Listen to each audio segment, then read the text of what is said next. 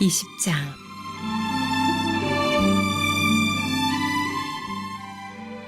하루는 예수께서 성전에서 백성을 가르치며 메시지를 선포하고 계셨다. 대제사장과 종교학자와 지도자들이 그분께 맞서며 따졌다. 당신의 신임장을 보여주시오. 누구의 고난으로 이렇게 말하고 행동하는 겁니까? 예수께서 대답하셨다. 먼저 한 가지 묻겠다. 요한의 세례에 관한 것인데 그것이 누구에게서 온 고난이냐? 하늘이냐 사람이냐? 그들은 자기들이 궁지에 몰린 것을 알아차리고는 뒤로 물러나와 모여서 수군거렸다. 하늘이라고 하면 왜 요한을 믿지 않았느냐고 물을 것이고, 사람이라고 하면 요한을 하나님의 예언자로 굳게 믿고 있는 백성이 우리를 갈기갈기 찢어 놓을 것이다. 그들은 이번은 예수께 양보하기로 하고 자신들은 모른다고 말했다. 예수께서 말씀하셨다. 나도 너희의 물음에 대답하지 않겠다.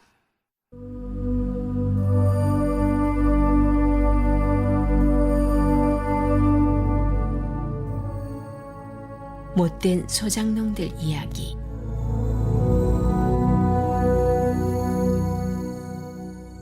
예수께서 백성에게 또 다른 이야기를 들려주셨다.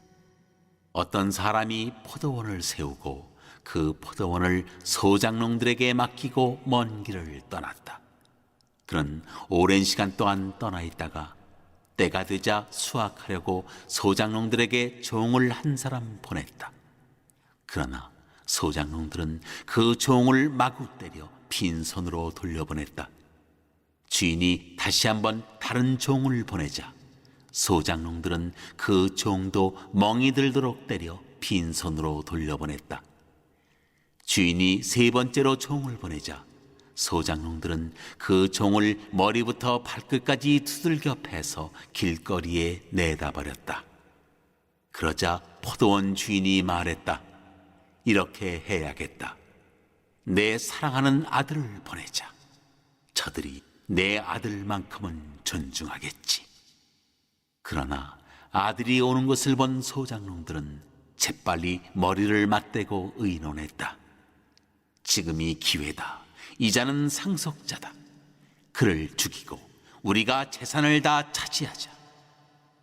그들은 그 아들을 죽여서 울타리 밖으로 내던졌다. 너희 생각에는 포도원 주인이 어떻게 할 것 같으냐? 맞다. 그가 와서 그들을 다 없애버릴 것이다. 그리고 포도원 관리는 다른 사람들에게 맡길 것이다. 듣고 있던 사람들이 말했다. 아닙니다. 그렇게 하면 안 됩니다. 그러나 예수께서는 물러서지 않으셨다. 그렇다면 너희는 이 말씀이 왜 기록되었다고 생각하느냐? 석공들이 내버린 돌이 이제 모퉁이 돌이 되었다. 누구든지 이 돌 위에 걸려 넘어지는 사람은 그 몸의 뼈가 다 부러질 것이요, 이 돌이 그 사람 위에 떨어지면 그는 완전히 가루가 될 것이다. 종교학자와 대제사장들은 당장 예수를 잡고 싶었으나 여론이 두려웠다. 그들은 그분의 이야기가 자기들을 두고 한 것임을 알았다.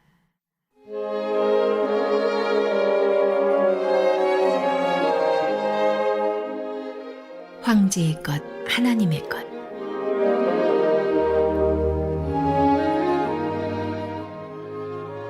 예수를 잡을 기회를 노리던 그들은 정탐꾼들을 보내어 짐짓 정당한 질문을 던지는 사람인 양 행세하게 했다.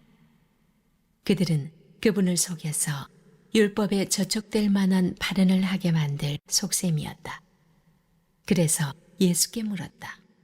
선생님, 우리가 알기로 당신은 솔직하고 정직하게 가르치며 아무에게도 비위를 맞추지 않고 하나님의 도를 정확히 가르칩니다. 그러니 우리한테 말해 주십시오. 황제에게 세금을 내는 것이 법에 맞습니까? 맞지 않습니까? 예수께서 그들의 의도를 아시고 이렇게 말씀하셨다. 동전 하나를 내게 보여라. 여기 새겨진 얼굴이 누구 얼굴이냐? 그리고 뭐라고 써 있느냐? 그들이 말했다. 황제입니다. 예수께서 말씀하셨다. 황제의 것은 황제에게 주고 하나님의 것은 하나님께 드려라. 아무리 애를 써보아도 그들은 예수께 죄를 뒤집어 씌울 만한 발언을 유도해낼 수 없었다. 그분의 대답은 그들의 혀를 찔렀고 그들의 말문을 막아버렸다.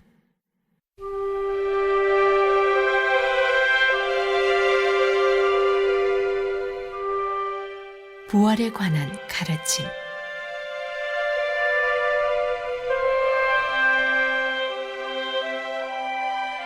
부활의 가능성을 일절 부인하는 유대교 분파인 사두개파 사람 몇이 다가와서 물었다.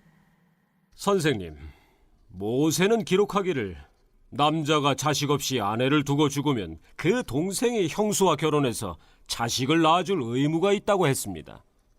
한 번은 7 형제가 있었습니다. 마지가 결혼했는데 자식 없이 죽었습니다. 둘째가 형수와 결혼했으나 죽었고 셋째도 그러했습니다. 7 형제가 다 차례대로 그렇게 했으나 자식이 없었습니다. 마지막에는 여자도 죽었습니다. 그렇다면 부활 때의 그 여자는 누구의 아내가 됩니까? 7 형제가 다 그 여자와 결혼했습니다. 예수께서 말씀하셨다. 이 땅에서는 결혼이 중대한 관심사지만 저 세상에서는 그렇지 않다. 죽은 사람들의 부활에 참여하는 사람들에게 결혼은 더 이상 관심사가 못 된다. 죽음도 마찬가지다. 너희야 믿지 않겠지만 그들에게는 더 나은 관심사가 있다. 그때에는 하나님과 최고의 기쁨과 친밀감을 나눌 것이다. 모세도 불붙은 떨기나무 앞에서 부활에 관해 외치기를 아브라함의 하나님, 이삭의 하나님, 야곱의 하나님이라고 했다. 하나님은 죽은 자의 하나님이 아니라 산 자의 하나님이시다. 그분께는 모두가 살아있다. 몇몇 종교학자들이 말했다. 선생님, 훌륭한 답입니다. 한동안 아무도 그분께 묻는 사람이 없었다. 그 후에 예수께서 그들에게 물으셨다. 어째서 사람들이 메시아를 다윗의 자손이라고 하느냐? 다윗은 시편에 분명히 말했다. 하나님께서 내 주님께 말씀하셨다. 내가 네 원수들을 네 발 아래에 둘 때까지 너는 여기 내 오른편에 앉아 있어라. 다윗이 여기서 메시아를 내 주님이라고 부르는데 메시아가 어떻게 다윗의 자손이 될 수 있느냐? 모든 사람이 듣는 가운데 예수께서 제자들에게 말씀하셨다. 종교학자들을 조심하여라. 그들은 가운을 입고 다니며 사람들이 지켜 세우는 말에 우쭐하고 중요한 자리를 차지하면서 교회의 모든 행사에서 상석에 앉기를 좋아한다. 언제나 그들은 연약하고 무력한 사람들을 착취한다. 그들의 기도가 길어질수록 그들의 상태는 더 나빠진다. 마지막에 그들은 그 값을 치르게 될 것. 1, 2절입니다.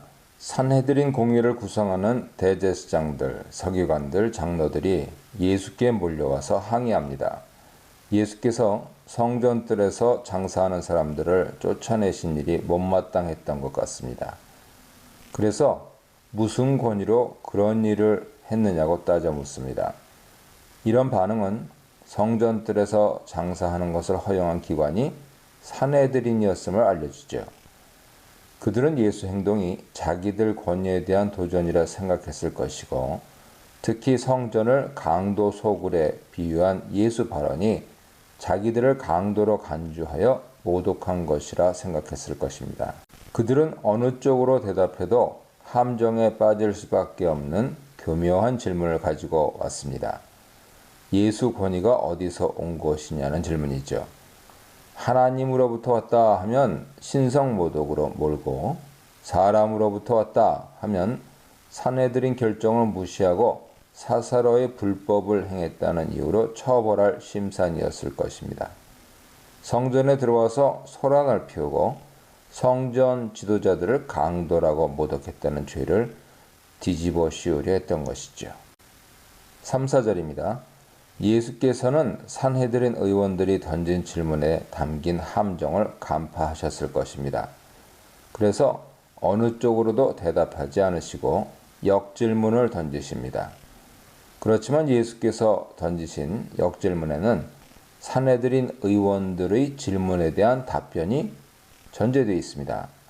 세례 요한 세례가 신적 권위를 가지는지 그렇지 않은지 묻는 질문은 사람에게서 기원하지 않고 하나님으로부터 오는 권위가 있다 하는 주장을 담고 있죠. 그런 권위가 있다는 것을 보여주는 예가 바로 세례 요한입니다. 산헤드린 의원들도 이것을 부정할 수는 없었습니다. 세례 요한이 하나님께서 부여한 권위로 세례를 주었다고 하면 예수께서도 그런 권위로 성전뜰에서 장사하는 자들을 쫓아내었을 수 있습니다. 그러므로 산헤드린이 허락한 성전 장사를 예수께서 금하실 수 있는 것이죠. 예수께서 자신에게 신적 권위가 있다 대답하셨다면 산헤드린 의원들이 붕괴하며 신성모독이라 주장했겠지만 세례 요한을 끌어다가 자신의 신적 권위를 암시할 때는 그렇게 할 수 없었습니다. 5절로 7절입니다. 산헤드린 의원들은 예수 질문에 어떻게 대답할지 궁리합니다. 그들은 우선 세례 요한 세례가 하나님으로부터 왔다고 대답했을 때 경우를 고려하죠. 이렇게 대답하면 예수께서 왜 그를 믿지 아니하였느냐 지적하실 것입니다. 세례 요한이 가진 신적 권위를 믿었다면 그들이 세례 요한을 거부한 행동은 신적 권위를 받아들이지 않은 행동이 될 것입니다. 그렇죠? 이렇게 생각과 행동이 일치하지 않는 것은 스스로 자신을 속이는 꼴이죠. 이런 입장을 취하면 예수께서 그들의 자기 모순을 지적할 때 속수무책이 될 것이기에 그들은 이 대답을 택할 수 없었습니다. 그래서 다른 대답 가능성을 고려하게 되는데요. 세례 요한 세례가 사람으로부터, 즉 세례 요한 자신으로부터 온 것이라 대답하면 어떻게 될까요? 그들은 이 대답을 선호했겠지만 예수 강론을 듣고 있던 백성들을 고려하지 않을 수 없었습니다. 백성들은 요한을 선지자로 인정하고 있었기 때문이죠. 그러므로 요한을 부정하면 백성들이 분노하게 됩니다. 그들은 백성들이 자기들을 돌로 칠 것이라 예측합니다. 그래서 그렇게 대답할 수도 없었습니다. 그들은 신적 권위로 어떤 일을 행하는 가능성을 부정하고 산헤드린, 대제사장, 로마 총독에는 예루살렘에 다른 권위가 없다고 주장하고 싶었겠지만 그렇게 할 수도 없었습니다. 그래서 그들이 채택한 대답은 알지 못하노라 였습니다. 성전에 모인 많은 백성 앞에서 그들은 자기들의 무식함을 스스로 시인했습니다. 백성들이 다 알고 있는 것을 모른다고 대답하는 것. 이걸 본 백성들이 산헤드린 의원들을 어떻게 생각하겠습니까? 대제사장이 어찌 이것도 모를까? 율법의 전문가인 서기관들이 어떻게 이것을 모른다고 할까? 백성 지도자인 장로들이 어찌 무지한 백성들도 다 아는 것을 모를까? 이렇게 생각하지 않겠습니까? 이처럼 백성들 앞에서 무식한 자로 드러나는 것은 명예를 좋아하는 그들에게 큰 수치였을 것입니다. 이로써 백성 지도자들인 그들은 엄청난 명예손상을 당하게 됩니다. 그들은 예수를 공격하려고 왔다가 오히려 치명상을 입게 되죠. 성전에서 대제사장, 서기관, 장로들을 상대로 한 공개 토론에서 예수께서는 압승을 거두십니다. 대제사장, 서기관, 장로들은 토론에서 참패하고 백성들 앞에서 수치를 당하고 예수에 대한 적개심을 더욱 불태웠을 것입니다. 그들에게 토론은 자기 생각을 고치고 진리를 발견하는 수단이 아니었습니다. 예수를 곤란하게 해서 유죄 판결할 빌미를 잡기 위한 수단에 불과했죠. 그래서 그런 토론에서 졌을 때 자기들의 무지를 반성하고 열심히 공부하기보다는 토론에서 자기들을 수치스럽게 한 예수를 향한 저기를 더욱 높였을 것입니다. 그들은 결국 예수를 체포하여 내란 선동죄로 고발하고 빌라도에게 압력을 가하여 사형 판결하도록 합니다. 어떻게 유대 지도자들이 이렇게 타락할 수 있을까요? 이것은 모든 권력의 측면이지요. 특히 식민지 상태에서 제국에 빌붙어서 권력을 유지하는 반민족 권력의 특성입니다.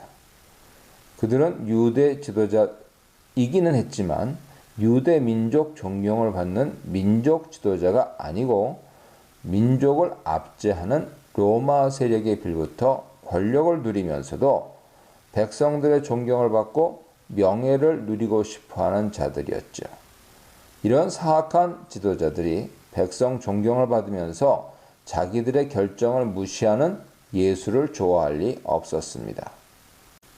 예수를 죽이지 않으면 백성들의 마음은 점점 자기들로부터 멀어질 것이라는 위기를 느꼈을 것입니다. 오늘날 교회들은 어떻습니까? 교회 지도자들은 이들처럼 타락하고 있지는 않습니까? 신학자들은 서기관처럼 타락하고 있지 않습니까? 교회 리더들도 사내들인 공예 장로들처럼 타락하고 있지 않습니까? 보이지 않는 곳에서 악을 행하면서도 성도들에게서는 존경받고 명예를 누리고자 하지 않습니까? 교회 머리이신 예수를 몰아내고 교회를 사람 왕국으로 만들지 않습니까? 예수께서 오시면 이런 교회들을 뭐라 하시겠습니까? 너희는 교회를 강도의 소굴로 만들었다 지적하지 않으시겠습니까? 8절입니다. 예수께서는 사내들인 의원들이 대답을 포기하고 모른다 하자 나도 무슨 권세로 이런 일을 하는지 너희에게 이르지 않겠다 답변하십니다. 예수께서는 이렇게 해서 함정 파놓은 질문을 피하시죠.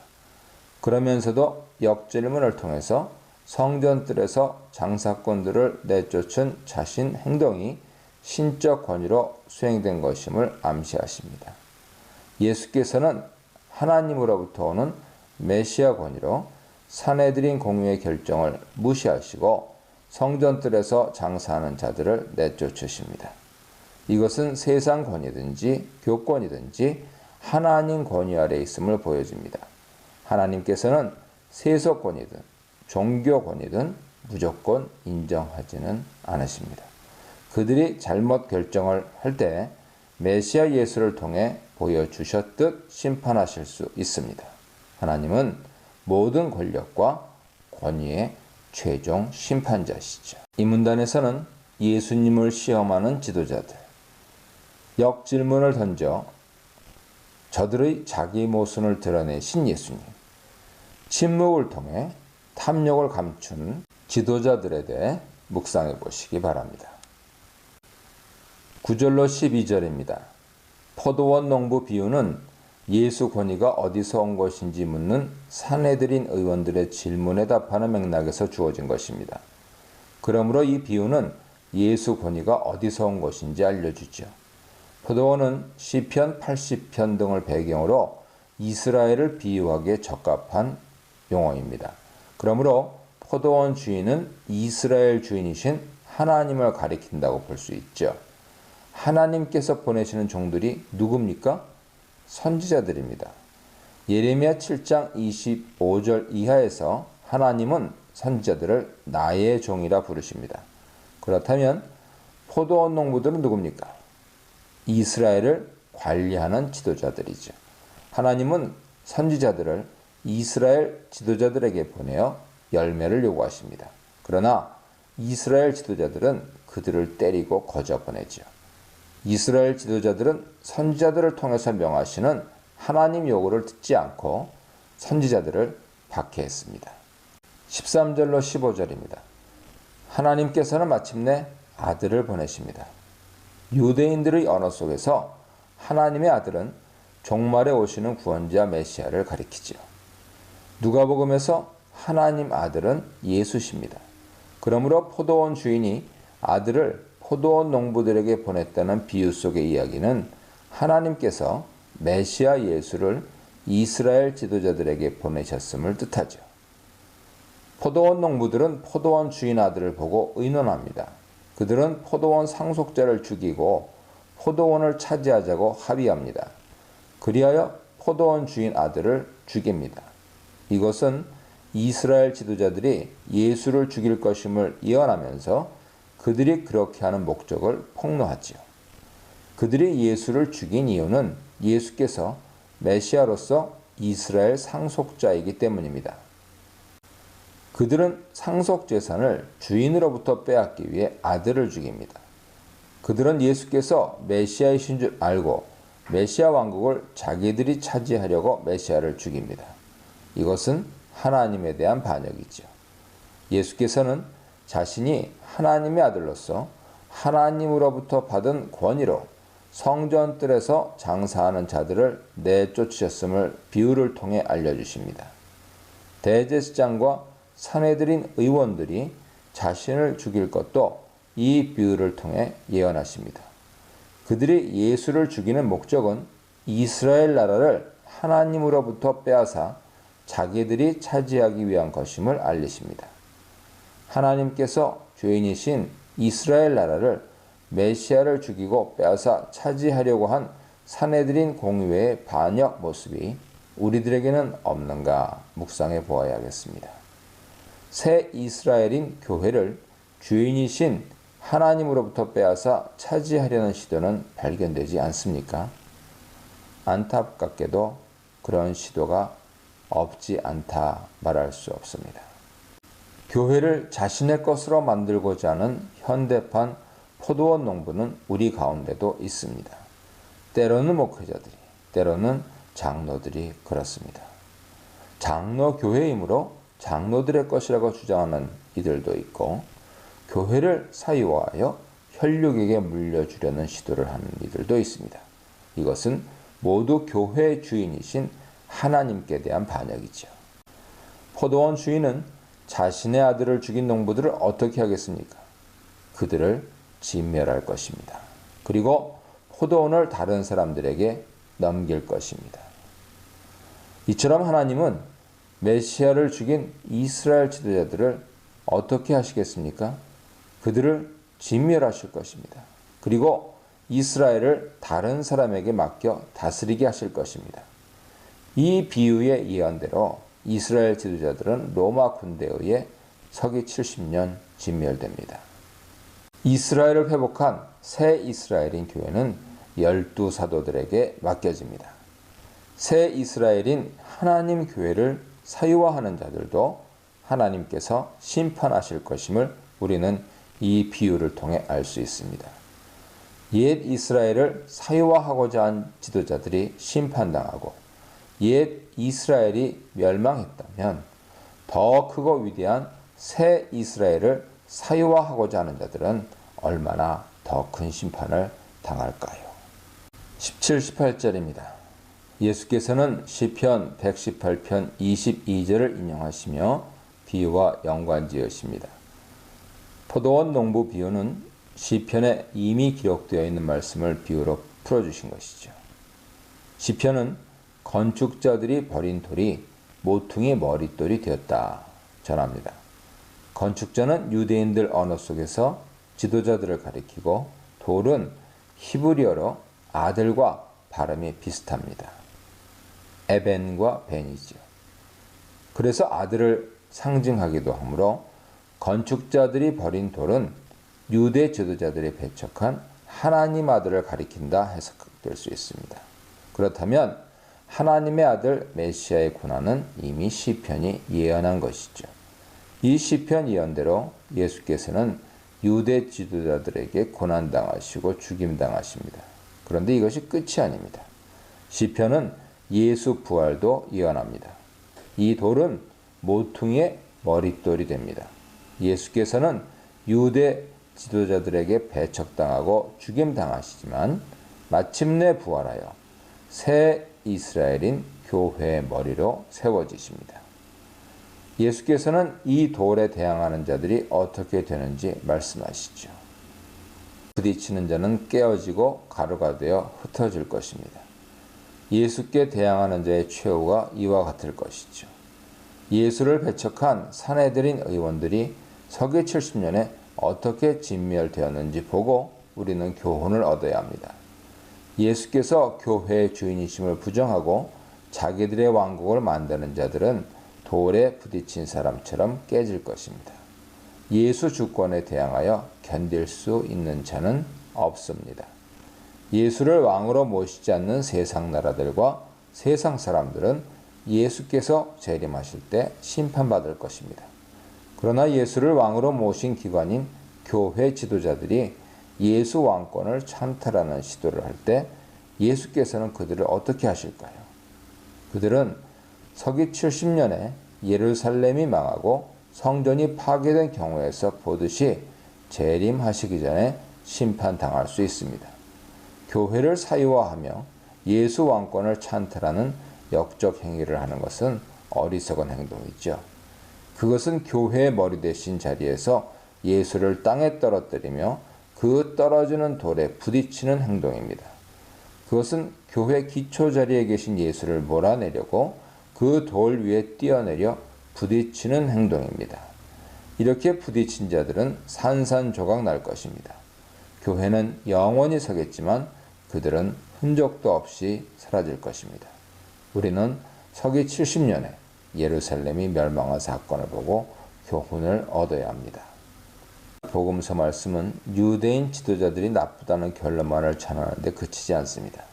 그것은 우리에게 어떤 사람이 올바른 교회 지도자인지 알려줍니다. 교회에서 어떤 지도자를 용납하지 말아야 할지 일러줍니다. 또 우리가 교회에서 어떤 지도자들이 되어야 할지 알려줍니다.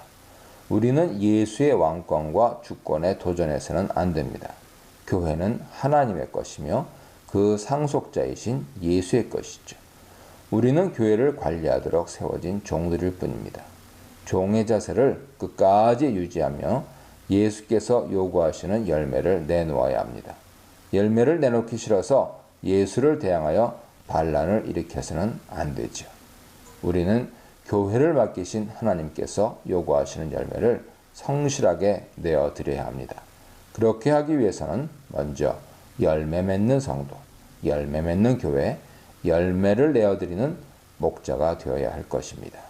문단에서는 끊이지 않는 반역의 역사, 반역의 절정인 아들 살해, 반역자들의 최후에 대해 묵상해 보시기 바랍니다. 19절입니다. 서기관들과 대제사장들은 비유 속에 나오는 농부들이 자기들을 가리키는 것임을 알았습니다. 이 비유 속에 나오는 농부들은 선지자들을 죽이고 메시아도 죽이는 악한 지도자들인데 마침내 하나님 심판을 받지요. 이 비유를 깨달았으면 경고로 여기고 회개를 해야 하지만 그들은 오히려 비유 속에 나오는 농부들처럼 메시아 예수를 죽이려 합니다. 비유를 지식적으로 깨닫는 것이 반드시 바른 실천으로 귀결하지는 않음을 보게 됩니다. 이들은 예수를 즉시 체포하려 했으나 그렇게 하지 못합니다. 백성들 때문이었습니다. 그들은 백성들이 예수를 따르는 것을 알고 있었습니다. 백성들 앞에서 예수를 체포하면 백성들이 자신들을 싫어하리라는 것을 예측했습니다. 그래서 백성들이 보는 앞에서 예수를 체포하지는 않았습니다. 그들은 백성들의 미움을 받는 길을 선택하지 않았습니다. 그들에게는 인기 관리를 하는 정치 감각이 있었습니다. 20절입니다. 서기관들과 대제사장들이 선택한 길은 로마 총독의 손을 빌려 예수를 치는 것이었습니다. 그렇게 하면 백성의 미움을 받는 것을 피할 수 있었기 때문이죠. 그러나 그렇게 하려면 예수를 반로마 정치범으로 몰아야 했습니다. 이를 위해 증거가 필요했죠. 그 증거를 수집하기 위해 그들은 첩자들을 보냈습니다. 21, 22절입니다. 첩자들은 우선 예수를 칭찬하며 무장해제하려 합니다. 예수로 하여금 용감히 로마 정권을 비판하도록 부추깁니다. 그리고 로마에 세금 바치는 것을 반대하는 답을 듣기를 기대하며 질문을 던집니다. 우리가 가이사에게 세를 바치는 것이 옳으니까 옳지 않으니까? 경건한 유대인 입장에서 이 질문에 대한 답은 옳지 않다였습니다. 당시 로마 황제는 신으로 섬겨지고 있었기에 가이사에게 세금 바치는 것은 이방신에게 제물 바치는 우상 숭배에 해당했기 때문이죠. 그들은 예수께서 용감하게 가이사에게 세 바치는 것을 금지하는 발언을 하기를 기대할 수 있었습니다. 만일 예수께서 그렇게 발언하면 그들은 예수를 로마 총독에게 고발하고 증인 역할을 했을 것입니다.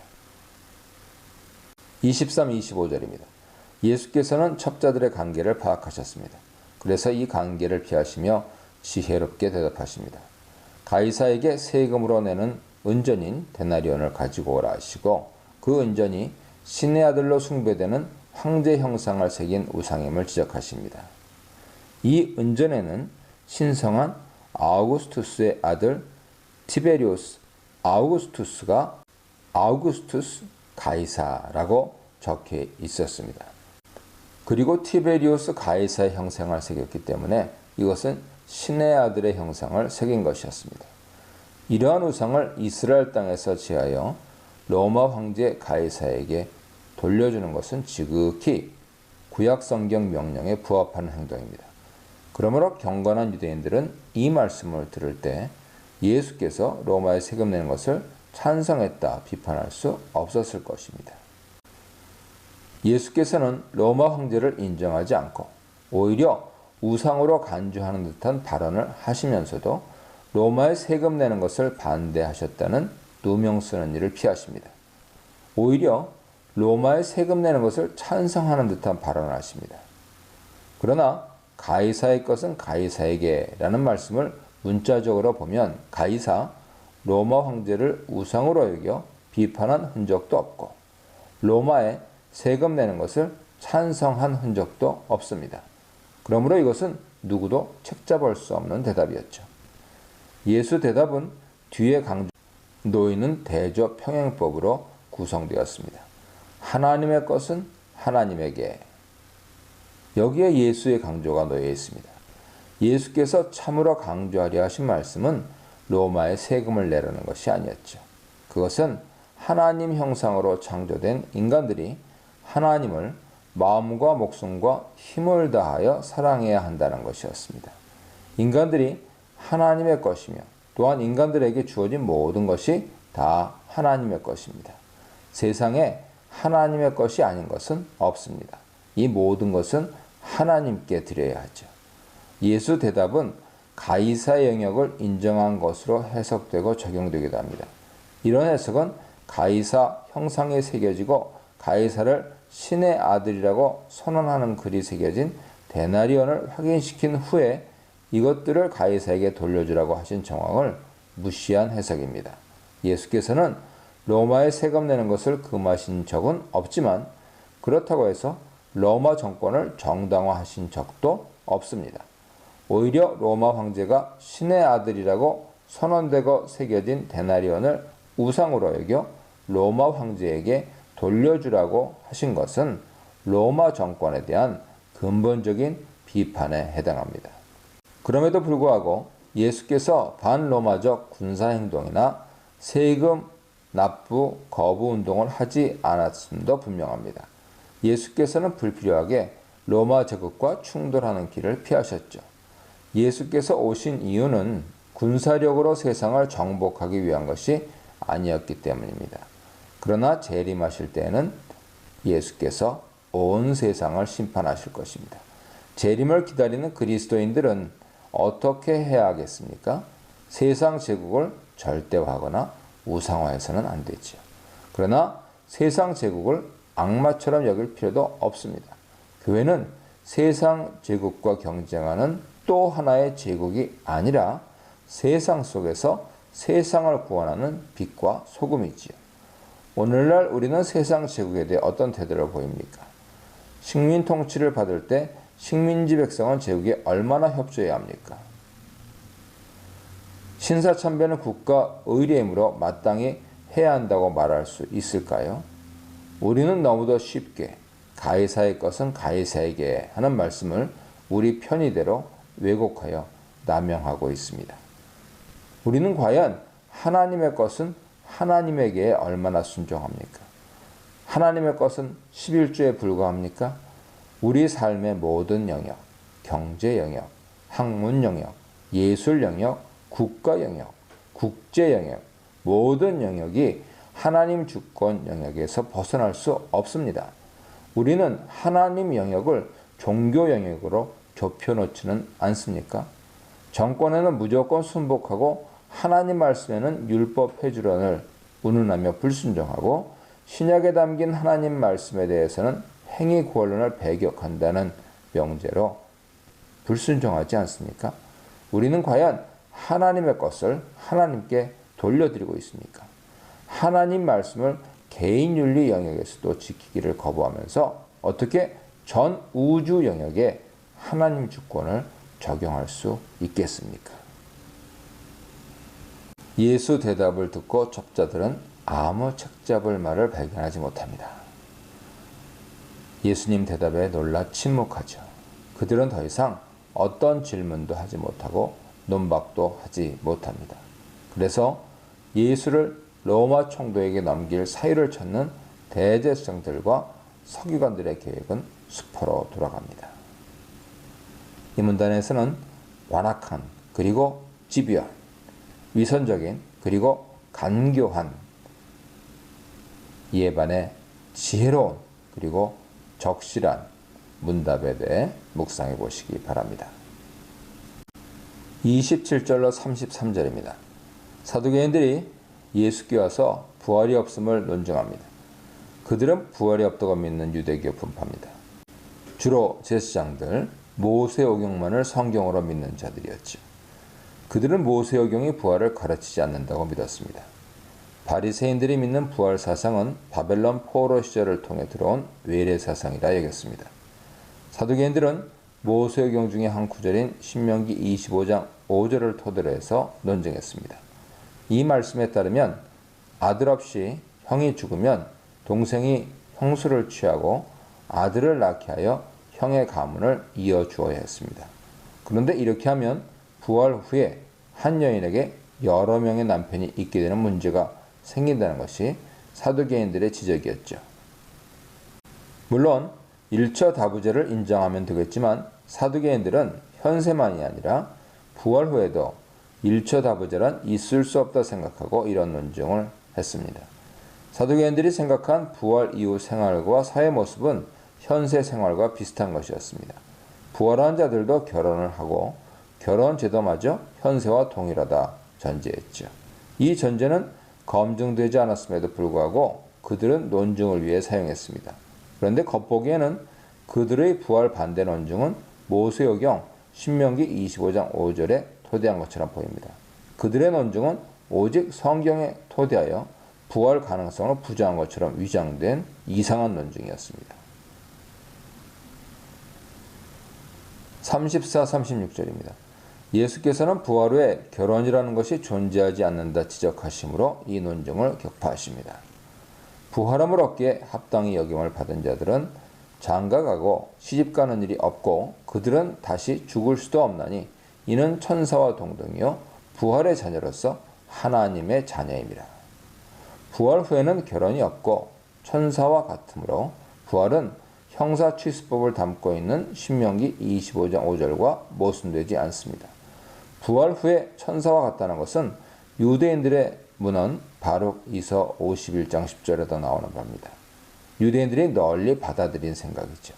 그러므로 사두개인들도 이런 전제를 토대로 한 예수 논박을 거부할 수 없었습니다. 부활 후에는 결혼하지 않을 뿐 아니라 다시 죽지도 않는다. 부활 후에 다시 죽음을 맞이하지 않고 영원히 살게 된다. 영원히 사는 부활과 결혼하지 않음은 서로 연관성이 있습니다. 결혼은 죽는 존재들이 대를 이어가기 위해 하는 것입니다. 그런데 부활 후에는 영생을 누리므로 결혼할 필요가 없죠. 예수께서는 사두개인들의 논증이 타당하지 않음을 부활이 어떠한 것인지 지적하심으로 입증하십니다. 그들은 부활에 대한 잘못된 개념을 전제하여 사용하고 있으므로 그들이 내린 결론은 타당하지 않습니다. 37, 38절입니다. 예수의 부활 논증은 출애굽기 3장 6절에 기초합니다. 여기서 하나님은 자신을 아브라함의 하나님, 이삭의 하나님, 야곱의 하나님으로 소개합니다. 그런데 하나님은 그 개념상 예배 대상이죠. 죽은 자는 어떤 대상을 예배할 수 없으므로 하나님은 언제나 산자의 하나님이십니다. 그런데 하나님께서 자신을 아브라함의 하나님, 이삭의 하나님, 야곱의 하나님이라고 소개할 때 아브라함, 이삭, 야곱은 모두 죽은 상태였죠. 하나님께서는 죽은 아브라함, 이삭, 야곱을 산자처럼 간주하며 그들의 하나님이라 자신을 소개하셨습니다. 전능하신 하나님께서 죽은 자를 산자로 간주하신 것은 하나님께서 그들을 부활시키실 것을 암시합니다. 그러므로 하나님의 능력과 하나님의 의도를 고려할 때 부활은 가능할 뿐 아니라 실현될 것이죠. 하나님의 전능하신 능력은 부활을 가능하게 하는 근거입니다. 죽은 자를 산자로 간주하시는 하나님의 의도는 부활이 실제로 발생할 것을 기대하게 하는 근거죠. 나아가 우리는 하나님께서 예수를 다시 살리신 것을 보고 이 기대가 실현된 것을 봅니다. 하나님께서 아브라함, 이삭, 야곱도 그렇게 부활시키실 것입니다. 우리도 죽음 후에 부활할 것입니까? 하나님께서 그렇게 하실 수 있음은 이미 이루어진 예수 부활을 통해서 보여졌습니다. 하나님께서 그렇게 하시려는 것은 예수 말씀을 통해서 알 수 있습니다. 예수께서는 하나님에게는 모든 사람이 살았느니라 말씀하셨습니다. 하나님에게는 아브라함, 이삭, 야곱이 살았느니라 하지 않으시고 모든 사람이 살았다고 말씀하신 것은 논리적인 비약이 있죠. 그러나 우리는 여기서 예수 주장을 읽을 수 있습니다. 이 주장은 하나님께는 모든 사람이 살았다는 것입니다. 따라서 하나님은 모든 사람을 부활시키실 것입니다. 그러므로 우리가 예수 말씀대로 이루어질 것을 믿는다면 우리도 예수처럼 부활하게 될 것을 기대할 수 있습니다. 39, 40절입니다. 예수 논증을 들은 서기관들 중에 어떤 사람들은 선생님 잘 말씀하셨나이다 했습니다. 어쩌면 이들은 부활을 믿는 바리새파였을 것입니다. 그들은 부활에 관한 입장 차이로 인해 사두개파와 사이가 좋지 않았는데 사두개파를 침묵시킨 예수 논증을 듣고 매우 통쾌하게 여겼을 것입니다. 우리는 예수 논증에 어떻게 반응합니까? 사두개인들과 논증하기 위해 모세오경을 통해 논증하신 예수 논증의 가치를 얼마나 이해하고 있습니까? 결혼을 하지 않는 부활 후의 생활에 대하여 얼마나 공감합니까? 세상에서 누리는 행복 중에 하나가 결혼 생활입니다. 그런 행복이 부활 후에는 없다고 실망하는 사람은 없습니까? 부활하여 누리는 영생의 삶은 우리가 현세에서 누리는 행복과 비교할 수 없는 영광스러운 삶입니다. 다만 우리가 상상할 수 없을 뿐이죠. 우리가 현세에서 누리는 가장 큰 행복보다 무한히 더 큰 행복을 내세에서 영생하며 누리게 될 것입니다. 결혼만이 행복의 조건은 아닙니다. 결혼보다 더 큰 행복이 있을 수 있습니다. 더 새롭고 창조적인 행복이 부활 후의 삶의 행복입니다. 부활 이후 삶은 유령처럼 사는 삶이 아님을 부활하신 예수 모습에서 알 수 있습니다. 현세 삶보다 더 현실적이고 구체적인 것이 부활 이후 삶입니다. 사도 바울은 부활에 관하여 잘 묘사해 줍니다. 죽은 자의 부활도 그와 같으니 썩을 것으로 심고 썩지 아니할 것으로 다시 살아나며 욕된 것으로 심고 영광스러운 것으로 다시 살아나며 약한 것으로 심고 강한 것으로 다시 살아나며 육의 몸으로 심고 신령한 몸으로 다시 살아나나니 육의 몸이 있은즉 또 영의 몸도 있느니라. 부활한 몸의 상태는 영광스러운 몸의 상태입니다. 그에 비하면 현세 몸의 상태는 욕된 상태죠. 현세의 몸은 약하지만 부활 후의 몸은 강합니다. 우리가 현세에서 아무리 건강을 누리고 행복을 누린다 해도 그 몸은 욕된 몸입니다. 이 몸이 누리는 행복은 부활 후에 누리는 영광스러운 몸이 누리는 행복과 비교할 수 없을 것입니다. 예수께서 재림하시는 종말 때까지 살아있는 자들은 순식간에 부활체로 변화할 것입니다. 사도 바울은 자신이 받은 계시를 전해줍니다. 내가 너희에게 비밀을 말하노니 우리가 다 잠잘 것이 아니요 마지막 나팔에 순식간에 홀연히 다 변화하리니 나팔 소리가 나매 죽은 자들이 썩지 아니할 것으로 다시 살아나고 우리도 변화되리라. 부활 소망은 그리스도인들에게 매우 본질적인 것입니다. 만일 부활이 없다면 세상에서 가장 불쌍한 존재가 그리스도인들일 것입니다. 사도 바울은 이것을 분명히 지적했습니다. 만일 그리스도 안에서 우리가 바라는 것이 다만 이 세상의 삶뿐이면 모든 사람 가운데 우리가 더욱 불쌍한 자이리라. 부활을 믿지 않는 기독교는 있을 수 없습니다. 부활은 예수께서 논증하며 주장하신 것이고 친히 부활하여 그 가능성을 입증하셨습니다.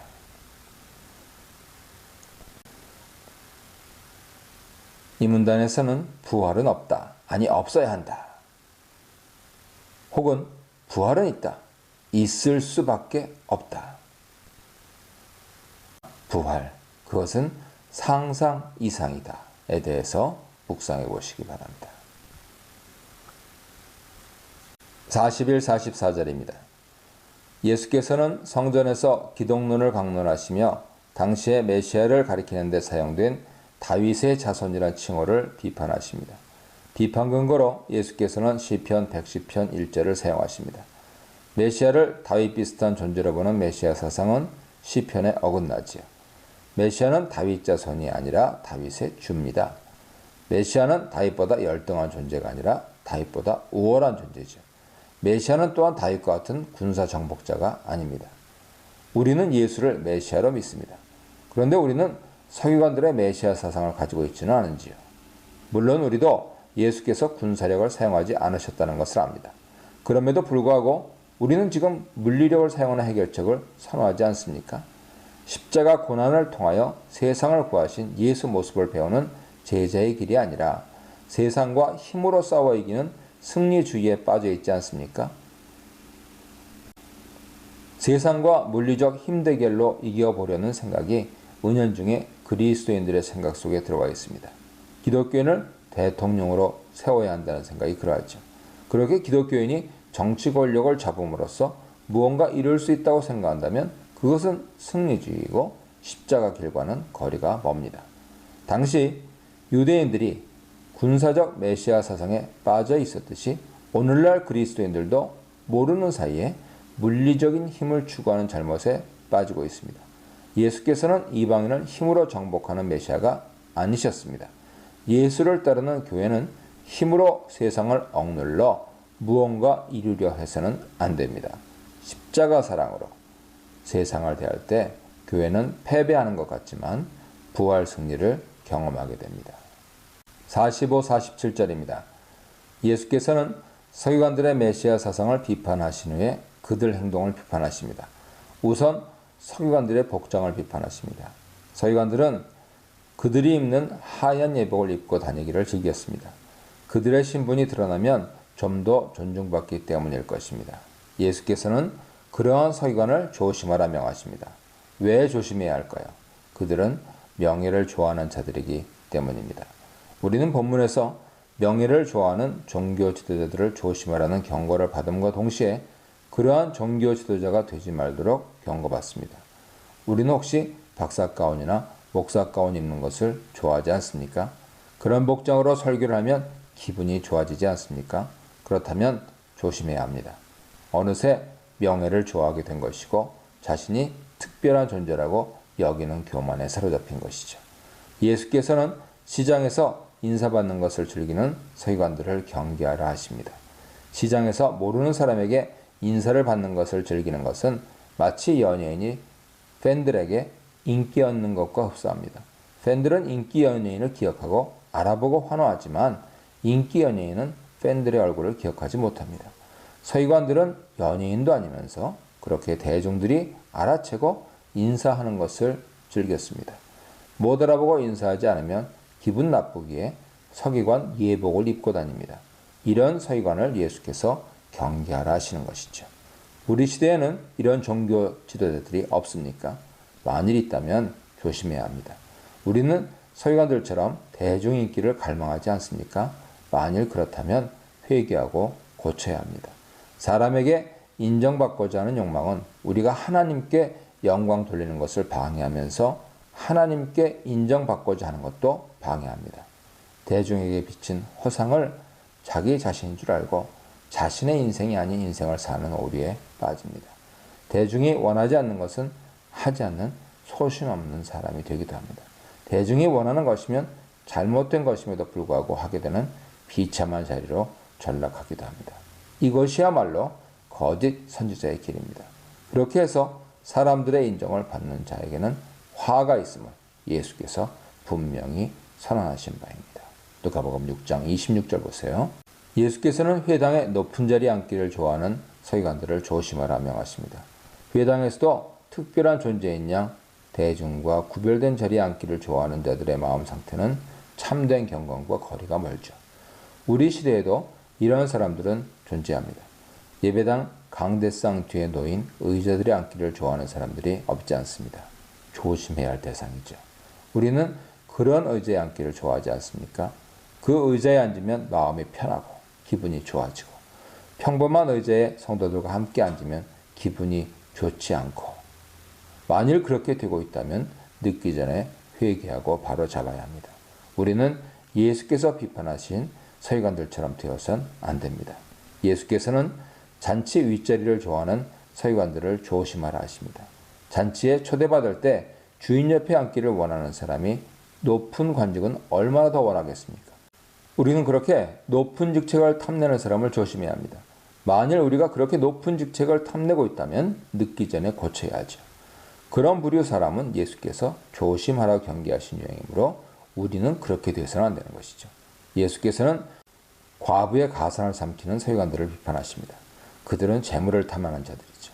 우리 주변에도 재물을 탐하는 종교 지도자들의 소문이 들려옵니다. 성도들이 헌금한 돈으로부터 엄청난 돈을 횡령한 자들이 있습니다. 우리는 그들을 조심해야 합니다. 그들은 때로 오래 기도하는 것을 과시하면서 경건을 위장하기도 합니다. 그러나 그것은 탐욕을 채우기 위한 위선적인 경건일 뿐입니다. 우리는 재물을 탐하면서도 동시에 남에게 경건하게 보이기를 원하고 있습니까? 그렇다면 늦기 전에 고쳐야 합니다. 우리는 왜 기도합니까? 하나님과 교제하면서 하나님께 더 가까이 가기 위해 기도합니까? 사람들에게 인정받으려고 기도합니까? 만일 우리가 사람들에게 인정받고 이를 통해 사람들로부터 무언가 혜택을 얻고자 기도를 이용한다면 이것은 예수께서 비판하신 서기관의 길을 가고 있는 것이죠. 늦기 전에 그 길을 벗어나서 하나님께 인정받기 위하여 은밀히 기도하는 길로 돌이켜야 합니다. 이 문단에서는 다윗의 자손 예수, 다윗의 주 예수, 서기관의 탐욕과 위선에 대해 묵상해 보시기 바랍니다.